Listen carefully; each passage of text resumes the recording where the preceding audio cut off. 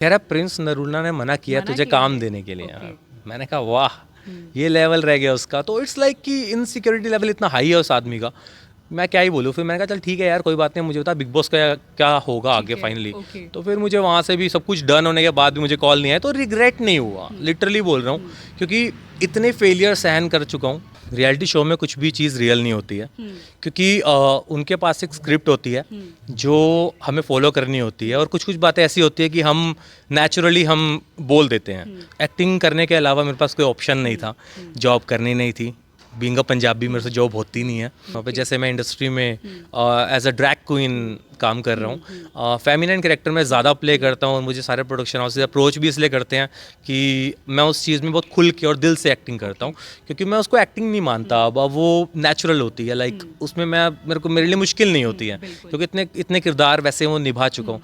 तो वो किरदार मैंने निभाया था वहाँ पे। ये जो सिलसिला होता है ना बॉम्बे में, 50% लोग ना ठग बैठे हैं वहाँ पे, और वो एक्सप्लॉइट करना बहुत अच्छे तरीके से जानते हैं। जैसे लड़कियों के लिए हम बोलते हैं कि लड़के इस इंडस्ट्री में ना जाएं, और ऐसा नहीं है कि ना जाएं, आपको बस अवेयर रहना पड़ेगा, क्योंकि एक्सप्लॉइटेशन हर जगह है, किसी भी फील्ड में हो। बट हमारी इंडस्ट्री का ये एक अच्छी चीज़ है कि वो खुल के टर्म कंडीशन बताते हैं, आपको फोर्स नहीं करेंगे किसी चीज़ के लिए। नमस्कार, आप देख रहे हैं करनाल ब्रेकिंग न्यूज। मैं हूं आप सभी के साथ दीपाली धीमान। आज मैं आपको एक ऐसी शख्सियत से रूबरू कराने जा रही हूं जिन्होंने अपनी बॉलीवुड में अलग ही पहचान बनाई है।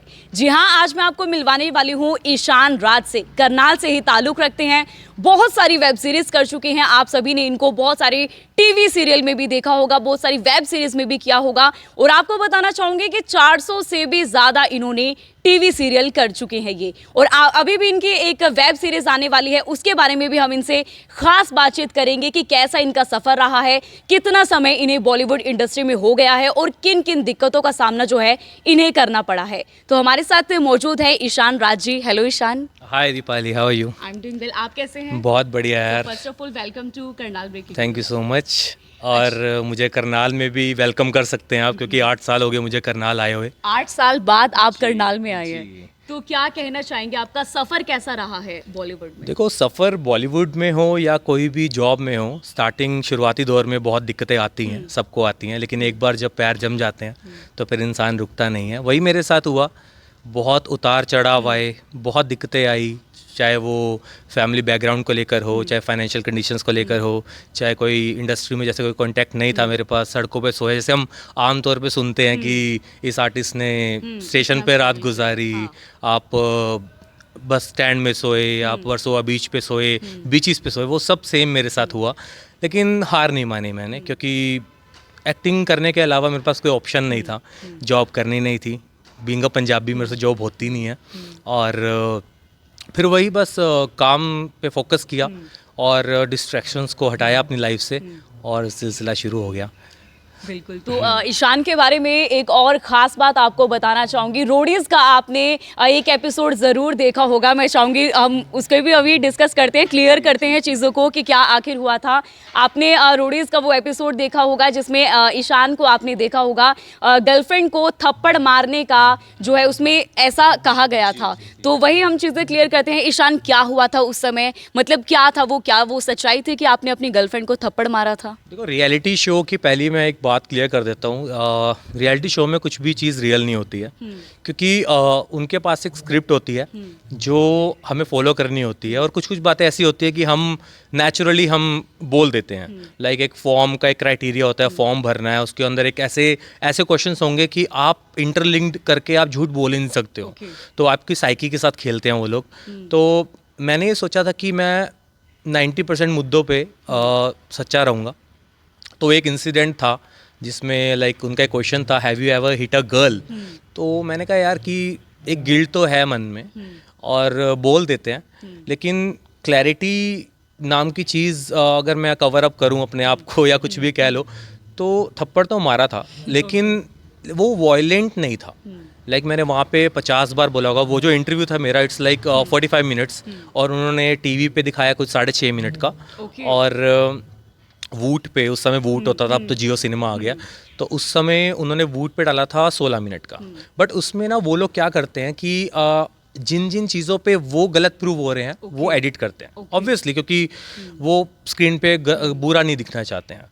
तो मैंने उनको बहुत ज़्यादा अपॉलॉजी भी ली थी और गिल्ट भी था मुझे कि चलो कोई भी रीज़न रहा हो कि ये स्टेप नहीं उठाना चाहिए, क्योंकि एक चीज़ जब शुरू होती है एक बार हाथ खुलता है तो फिर बार बार खुलता रहता है। But I was that much mature, उस समय मैंने बोला था कि आई वॉज इमेच्योर, और सच में मैं था लाइक प्यार में, क्योंकि वो मेरा पहला प्यार था और शायद आखिरी भी होगा आई गेस, पता नहीं। तो लेकिन अभी रियलिटी शो में मेन उनका फोकस ये था कि इसको लेना नहीं है। कि मतलब वहाँ पे अगर आप सुनेंगे कि नेहा धूपिया पीछे से प्रॉम्प्ट करती है कि he is not gonna come with us, right? तो अच्छा, वो 56 मिनट का वो एपिसोड था, लेकिन 16 मिनट का टीवी पर दिखाया गया। हमने भी शायद 16 से 20 मिनट का ही टीवी पर देखा है वो एपिसोड। टीवी पर दिखाया गया था कुछ 3.5 से 4 मिनट का, 6 मिनट का मान लो मैक्सिमम, और वूट पे दिखाया गया था 16 मिनट का, 16 मिनट का। लेकिन टोटल इंटरव्यू था 45 मिनट्स। लाइक उनका एक प्रोसीजर रहता है कि रणविजय सर बैठे होते हैं, प्रिंस नरूला, नेहा धूपिया, रफ्तार था उस समय, है ना, और निखिल चिनप्पा सर। तो जो बेसिकली एक्सपीरियंस लोग थे वहाँ के, निखिल चिनप्पा जी और रणविजय जी, तो उनको समझ आ गया था कि लड़का सच तो बोल रहा है, मतलब एक्सेप्ट भी कर रहा है गलती। तो उन्होंने कोई पॉइंट आउट नहीं किया था उस वक्त मुझे।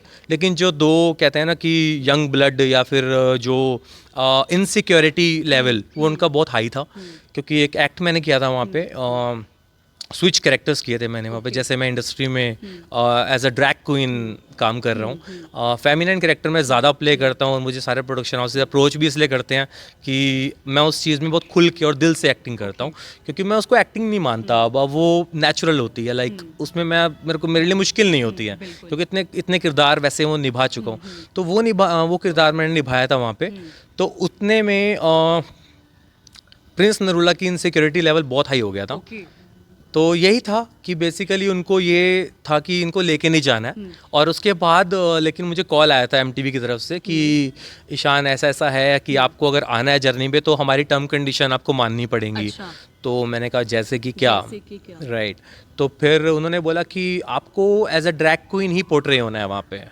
मैंने कहा भाई लड़का हूँ, शुद्ध लड़का हूँ, देसी लड़का हूँ, हरियाणा का पंजाबी, तो कैसे अपने आप को मैं, हो सकता है कि कंटेंट के लिए उन्होंने राइट। तो मेरा जवाब ये रहा था कि देखो पहली बात तो मैं वाइल्ड कार्ड एंट्री में आऊँगा नहीं, आऊँगा तो शुरू से आऊँगा। देखो यार दीपाली, शुरू से हम मेहनत करके आगे बढ़ रहे हैं, किसी की सुनने तो आए नहीं कहीं भी। और कहते हैं ना कि अपना ज़मीर कभी गवारा नहीं देता ऐसी चीज़ें करने के लिए।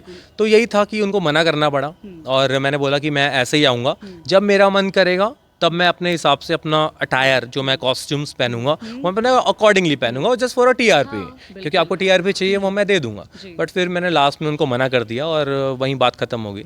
ओके। अच्छा, जैसे ये रोडीज का आपके साथ ये इंसिडेंट हुआ है, एक्सट्रीम सीजन था वो रोडीज एक्सट्रीम, उसके बाद आपने बहुत सारे और जगह भी ऑडिशंस दिए होंगे, स्पिट्सविला में मैंने सुना है कि आपने ऑडिशन दिया है। तो उस समय आपको किन किन दिक्कतों का सामना करना पड़ा? क्या इसका इम्पैक्ट उन ऑडिशंस पर पड़ा? हाँ बिल्कुल, every action has equal and opposite reaction. तो मुझे जब ये रोडीज का ऑडिशन ऑन एयर हुआ तो एक बिग बॉस सीज़न आ रहा था उस समय, I don't know the season name.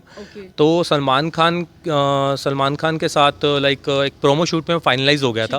मैं प्रोडक्शन हाउस विजिट किया तो मैंने वहाँ देखा कि स्पिट्सविला के भी ऑडिशन चल रहे हैं। तो मैंने कहा यार ये सही है यार, चांस पे डांस मार दो, तो लगे हाथ एक और ऑडिशन दे दो ताकि वहाँ भी हो जाए और अच्छा फेम मिल जाए। तो ऑडिशन देने जैसे मैं अंदर घुसा और क्रिएटिव्स पूरा प्रोडक्शन के लोग वहीं पर थे, तो मुझे अयान खान करके कास्टिंग डायरेक्टर था, तो वो मुझे बाहर लेके आया। तो कह रहा ईशान मेरी बात सुन। मैं कहा हाँ बोलो। तो मुझे बाहर लेके गया, मुझे कह रहा है कि तुझे कोलोसियम और एंडेमोल में काम नहीं मिलेगा। मैंने कहा क्यों? कह रहा प्रिंस नरूला ने मना किया तुझे काम देने के लिए। मैंने कहा वाह, ये लेवल रह गया उसका। तो इट्स लाइक कि इनसिक्योरिटी लेवल इतना हाई है उस आदमी का, मैं क्या ही बोलूँ। फिर मैंने कहा चल ठीक है यार कोई बात नहीं, मुझे बता बिग बॉस का क्या होगा आगे फाइनली। तो फिर मुझे वहाँ से भी सब कुछ डन होने के बाद भी मुझे कॉल नहीं आया, तो रिग्रेट नहीं हुआ, लिटरली बोल रहा हूँ, क्योंकि इतने फेलियर सहन कर चुका हूँ और इतने कहते ना, इतने जद्दोजहद करने के बाद, और अगर आपको कुछ हासिल होता है और नहीं भी होता तो इट डजेंट मैटर। लाइक अगर हो रहा है ठीक है, नहीं हो रहा तब भी ठीक है। तो उसके बाद से अभी तक जो है फेमिनाइन कैरेक्टर प्ले कर रहे हैं आप? बिल्कुल बिल्कुल, उसके बाद तो उससे पहले भी और उसके बाद भी। तो फाइनली मैंने डिसाइड किया भाई अपना काम ठीक है, रियलिटी शो रखो साइड में, क्योंकि वहाँ पे आपको अपनी सेल्फ रिस्पेक्ट ताक पे रखनी पड़ेगी, तो वो मैं रख नहीं सकता हूँ। तो बस उसके बाद सिलसिला फिर दोबारा चालू हो गया। और अच्छी बात ये रही कि मैंने अपनी एक्टिंग स्किल्स पे बहुत काम किया। और मुझे करनाल से या पानीपत से बहुत लोग मैसेज करते हैं और आते हैं, मिलते हैं एक्चुअली, फेसबुक प्रोफाइल देख के, इंस्टाग्राम प्रोफाइल देख के। तो उनको गाइड करना और उनको एक सही राह दिखाना, ये मुझे अपनी ना रिस्पॉन्सिबिलिटी सी लग जाती है। अपनापन होता है ना, चलो ठीक है, करनाल से नहीं हो, पानीपत से हो, पंजाब से हो, कहीं से, चंडीगढ़ से, तो इट्स लाइक कि ना यार उनको ये लगता है कि यार वो कहीं दिशा भटक ना जाए अपनी। तो मैं जितना हो पाता है मुझसे मैं कर देता हूँ लाइक। बिल्कुल। अच्छा, आपसे एक क्वेश्चन ज़रूर करना चाहूँगी। मिस्टर ड्रैग क्वीन के नाम से आपको जाना जाता है इंडस्ट्री में, ये नाम आपको किसने दिया है? यार ये ना ड्रैग क्वीन एक्चुअली कॉन्सेप्ट मुझे पहले बिल्कुल पता नहीं था। तो मैं अपने लिए ना एक अलग चीज़ सोच रहा था कि अगर मैं कैरेक्टर खुल के कर रहा हूँ, बिना शर्म के, बिना किसी हेजिटेशन के, ऑब्वियसली, क्योंकि अब तो इसमें माहिर हो चुका था इस वक्त तक मैं, और एप्रिसिएशन मिली थी क्योंकि मेरे घर पे टीवी नहीं था। और जब मुझे मम्मी का फ़ोन आया कि बेटा तेरे को वहाँ पर देखा, और पहली बार मेरे जैसे पापा के साथ रिलेशन अच्छे नहीं थे कुछ साल तक, तो मुझे पता लगा किसी करनाल में किसी शख्स ने मुझे कॉल किया कि आपके पापा आए थे आपका सीरियल देखने के लिए। तो इट वाज लाइक कि यार ये था जो मैं चाह रहा था, जो मैंने अचीव कर लिया है। जो मैंने अचीव कर लिया, क्योंकि वो सक्सेस मेरे लिए उस टाइम पे शुरू हो गई थी। और वो चीज़ है कि और जो पुरानी गिले शिकवे सब उस समय धुल गए।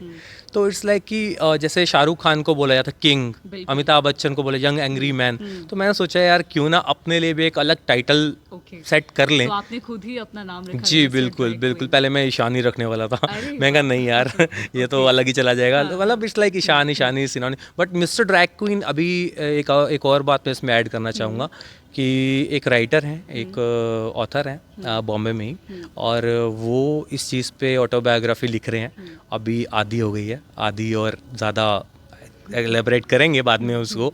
और बहुत अच्छा कॉन्सेप्ट है लाइक, क्योंकि आपकी लाइफ में जो संघर्ष आपने किए हैं, जो कर रहे हैं और करते रहेंगे, क्योंकि कभी भी लाइफ ना इजी नहीं होती है। हमें लगता है ना एक कंफर्ट जोन में आ गए हैं, नहीं होता है। आपको उस कंफर्ट जोन से हटना ही पड़ेगा, तभी आप आगे बढ़ोगे। अच्छा ईशान, आपको काफ़ी साल हो चुके हैं बॉलीवुड की इंडस्ट्री में। आप भी पहले यहाँ करनाल के रहने वाले हैं, करनाल से आप बॉम्बे गए हैं मेहनत करने के लिए, कुछ सक्सेस हासिल करने के लिए।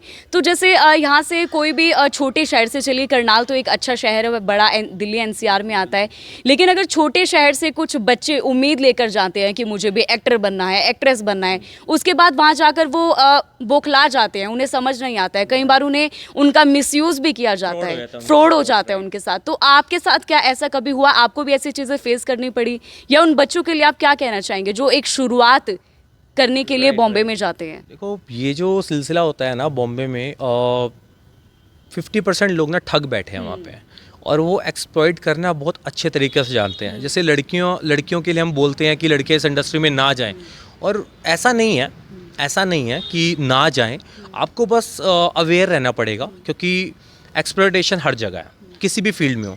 बट हमारी इंडस्ट्री का ये एक अच्छी चीज़ है कि वो खुल के टर्म कंडीशन बताते हैं, आपको फोर्स नहीं करेंगे किसी चीज़ के लिए। तो ये जो चीज़ें हैं कि बच्चे वहाँ पर जाके एक्सप्लॉइट होते हैं, और जैसे मैंने आपको पहले भी बताया था कि लोग मुझे गाइडेंस मांगते हैं, तो मैं दे देता हूँ यार, ठीक है ना यार, किसी का भला हो जाता है। क्योंकि देखो मैं लिटरली बोल रहा हूँ कि मेरे को सपोर्ट करने वाला कोई नहीं था। और मैं इन चीज़ों में पड़ा नहीं, चाहे वो नशा हो, चाहे वो और भी गलत चीज़ें हो, जितनी भी वाया चीज़ें गलत होती हैं। तो लड़कों और लड़कियों के लिए मेरे पास यही एडवाइस रहेगी कि आप ना पहले अपने आप को पका के आओ, अपने शहर में रहते हुए खुद प्रिपेयर होके आओ कि आपको करना है, वाकई आपको करना है या नहीं करना, डिसाइड कर लो। क्योंकि मेंटली हमें पता होता है कि हमें कर सकते हैं नहीं कर सकते। अभी आप हवा में सोच के आओगे कि यार ठीक है यार, मैं तो स्मार्ट दिखता हूँ, मैं तो रील्स बना ली, जैसे आजकल बहुत इन्फ्लुएंसर्स हैं, उनको लगता है, लेकिन acting is totally different.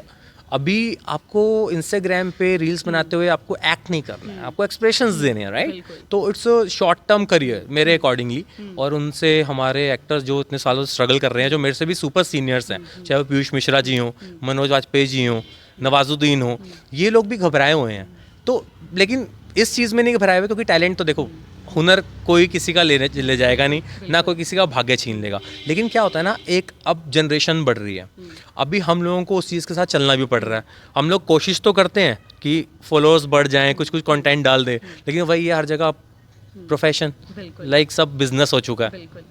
Paid promotions करके जो भी इन्फ्लुएंसर्स करते हैं, ठीक है यार, वो अपना अपना हिसाब किताब कर रहे हैं, अपने अपने हिसाब से चल रहे हैं, अपना फेम पा रहे हैं। बट हम लोगों को बस ये रहता है कि यार ये ठीक है यार, कल के आए आज इतना लाइक इतने बजट से, आज अगर मैं बजट की बात करूं तो हमसे लाइक 5 टाइम्स उनको मिलता है एक दिन का। अगर मान लो जैसे एक फॉर एग्जांपल हम 50,000 पर डे चार्ज करते हैं, तो उनको 1.5 लाख 2 लाख या 5 लाख तक मिल जाता है, क्योंकि they have that much followers army like उनके। तो हम इस चीज़ से घबराते भी हैं, लेकिन एक सेटिस्फेक्शन भी है, क्योंकि हमारा टैलेंट हमारे पास है, देर सवेरी सही मंजिल तक पहुंच ही जाना है, और पहुंच रहे हैं। लाइक एक सुकून है कि चलो जो करना था यार वो कर रहे हैं, और खुश होके आते हैं हम सेट से। बिल्कुल फेमिनाइन कैरेक्टर आप प्ले करते हैं, तो आपको कभी ऐसे टॉन्ट किसी ने मारा हो फर्स्ट टाइम, या आपके साथ कोई ऐसा इंसिडेंट हुआ हो जो आप व्यूअर्स के साथ शेयर करना चाहोगे? बहुत बार दिवाली, बहुत बार। फैमिली मेंबर्स ने? लाइक फैमिली में तो किसी ने नहीं किया ऑब्वियसली यार, कौन इतना, रिलेटिव्स तो होते हैं ना ऐसे। हाँ, थोड़े बीची टाइप होते हैं, लेकिन नहीं, मेरे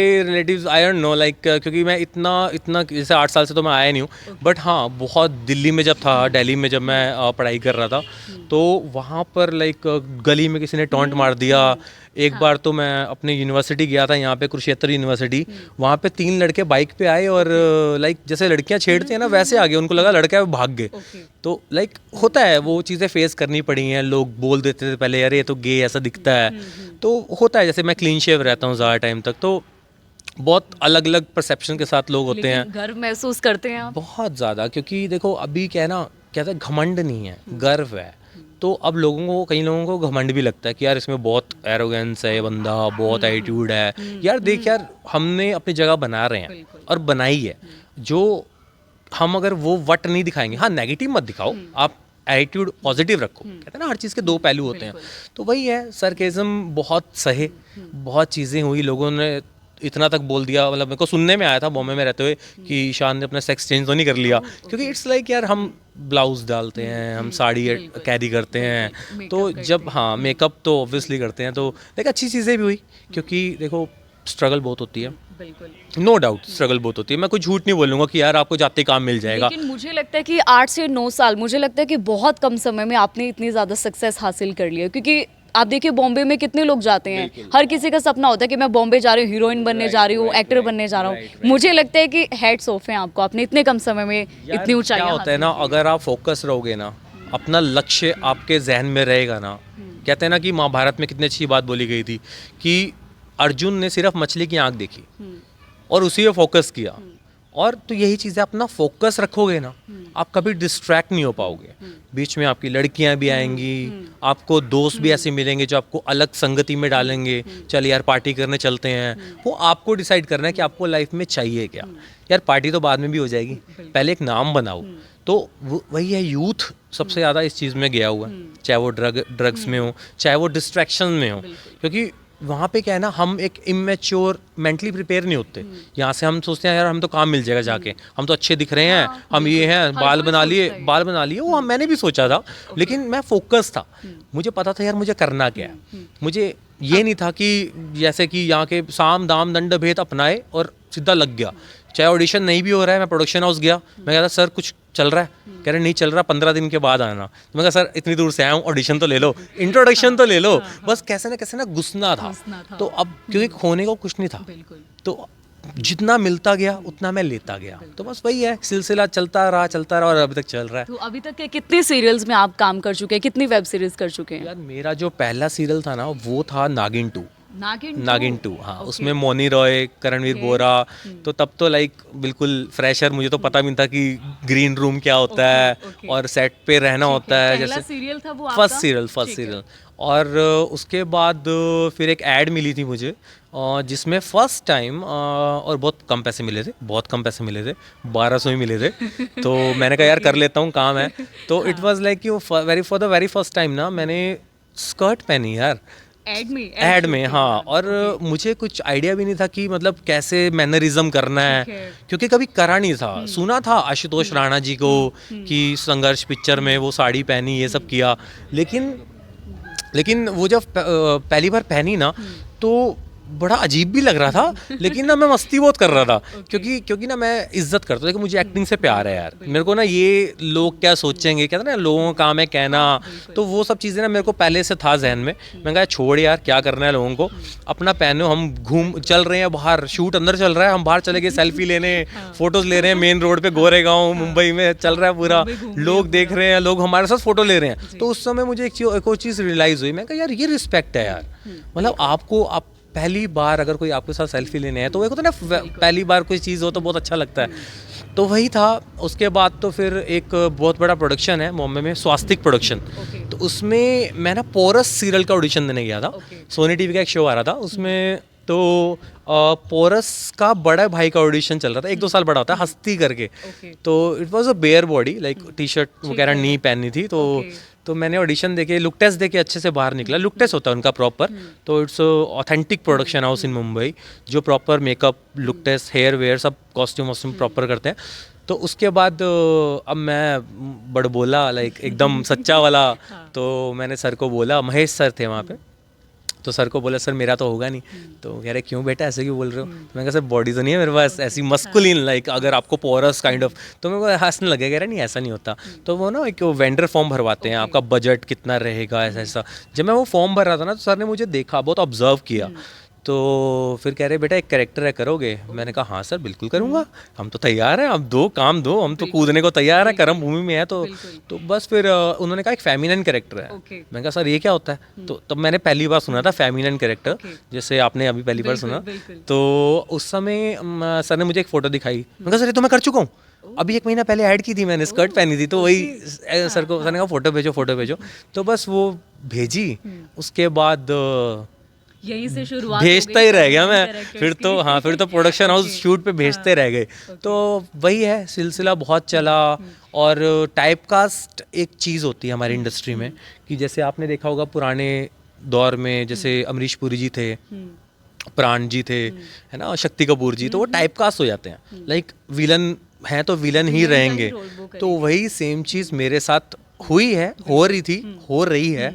लेकिन अभी कुछ ऐसे लोग हैं, जैसे मतलब बहुत सारे प्रोडक्शन हाउसेस में जो ऑथेंटिक लोग हैं, जिनको मेरे हुनर के बारे में पता चल गया कि ईशान की एक्टिंग स्किल्स बहुत इंप्रूव हुई हैं, कि जो मैंने की हैं, जो मैंने अपने आप पे वर्क किया, अपने क्राफ्ट पे वर्क किया इतने सालों में। जैसे कोरोना आ गया था, कोरोना में मैं घर नहीं आया, लोग सारे भाग रहे थे बॉम्बे से कि अरे घर चलो, बॉम्बे सेफ नहीं है। बट मैं वहीं रहा, क्योंकि भरोसा, वही मछली की आँख। तो वही चीज़, तो भरोसा कभी टूटा नहीं, और तोड़ के करना भी गया यार, क्योंकि उसके अलावा तो कुछ करना नहीं है। तो वही चीज़ है कि पापा ने बोला था कि बेटा तू जॉब नहीं कर रहा, तू पढ़ाई नहीं करके तू इतना सब कुछ कर नहीं रहा, तो एक्टिंग करना चाह रहा है, ये अच्छे से कर लियो। तो क्वालिफिकेशंस क्या हैं यार आपके? क्वालिफिकेशंस मेरी ना बहुत एक्टिंग में ही आपने कुछ किया है? हाँ, मेरी ना बहुत अप डाउन्स, बोला ट्विस्टिंग क्वालिफिकेशंस हैं। लाइक मेरा जैसे प्रताप से मैं पढ़ा हुआ हूँ, प्रताप पब्लिक स्कूल, हाँ। और गुरु किशन में भी 12th मैंने गुरु किशन से किया, बाकी पूरा थ्रू आउट सेशन मैंने प्रताप से किया था, फ्रॉम नर्सरी टू। उसके बाद दयाल सिंह कॉलेज गया। तो फिर दयाल सिंह कॉलेज में मन नहीं लगा, वहाँ के प्रिंसिपल सर बोलते थे, कांची सर थे उस समय, तो वो बोलते थे अरे जॉन अब्राहम क्लास में नहीं जाना के। तो मेरे को मन नहीं लगता था पढ़ाई करने में। फिर मैं दिल्ली चला गया, फिर दिल्ली में दयाल सिंह में पढ़ा, फिर 1 साल हंसराज में पढ़ा। मतलब वो करते करते इतना पढ़ लिया 1 साल, लेकिन फिर फाइनल ईयर मैंने छोड़ दिया, ड्रॉप कर दिया। फिर मेरे को बॉम्बे, दिल्ली में बोलते थे बॉम्बे जा बेटा, तेरे यहाँ कुछ नहीं रखा। मैं कहा ठीक है बॉम्बे चले जाते हैं यार। तो अभी 8 साल बाद आप करनाल में आए हैं, प्रताप पब्लिक स्कूल आपने विजिट किया है, इतना सब कुछ हासिल करने के बाद दयाल सिंह कॉलेज आपने विजिट किया? यार अभी तक विजिट नहीं किया, बट मैं पक्का करूँगा। बिल्कुल करूँगा। मैंने बाहर से ज़रूर देखा है अभी, क्योंकि मैं घूम रहा था जब करनाल आया, तो एक पुरानी यादें ताज़ा होती हैं, तो वो करनी ज़रूरी होती है, क्योंकि यहीं से सब कुछ मिला है, यहीं पैदा हुए हैं, क्योंकि सब कुछ है, जीन्स यहीं के हैं। तो ये एक अपना शहर है। और एक बार और कहना चाहूँगा कि करनाल कोई छोटा मोटा शहर नहीं रह गया। बड़े बड़े शहरों में करनाल की तुत्ती बोलती है, और बहुत अच्छे से बोलती है। और पंजाबियों की तो वैसे भी वाह वाह हर जगह। बाकी ये है कि आपको हम्बल रहना चाहिए, क्योंकि मुझे बहुत सारे प्रोडक्शन हाउस में ऐसा होता है कि बेटा कहाँ से हो, हरियाणा से, वो 2 फुट दूर हो जाते हैं। अबे मारेंगे थोड़ा ना यार, मारेंगे थोड़ा ना यार, खासियत है। बट यहाँ पे ना एक्चुअली ये चीज़ भी थोड़ी गलत लगती है मेरे को कि लोगों के अंदर ना ये परसेप्शन है कि यहाँ के लोग बड़े अक्खड़ हैं। हाँ, बट हमें ही चेंज करना है, राइट? तो हम अगर रिस्पॉन्सिबिलिटी ले रहे हैं तो हम अच्छे से करके दिखाएंगे। बिल्कुल। ईशान, आखिरी में चाहूंगी अपने कुछ अपकमिंग प्रोजेक्ट्स के बारे में हमारे व्यूअर्स को जरूर बताइए। कौन सी अभी आपकी वेब सीरीज आने वाले हैं, कौन से अभी आपके सीरियल आने वाले हैं? अभी रिसेंटली जनवरी 2025 में एक अतरंगी OTT पे श्रृंगारिका करके एक वेब सीरीज आने वाली है, जिसके शायद 12 या 10 एपिसोड करके रिलीज होगी। और उसमें आई प्लेड रसीली कैरेक्टर, रसीली, रस से भरी हुई रसीली। और वो बहुत इंटरेस्टिंग कॉन्सेप्ट इसीलिए है क्योंकि हिस्टोरिकल ड्रामा आपने सोचा होगा, थोड़ा बोल्ड भी है, नो डाउट। वो आपको शायद OTT पे मिल जाएगा, लेकिन अतरंगी TV पे सेंसर्ड आएगा। तो वो कैरेक्टर रसीली जो है वो बहुत इंटरेस्टिंग इसलिए क्योंकि ना उसके बहुत सारे शेड्स हैं।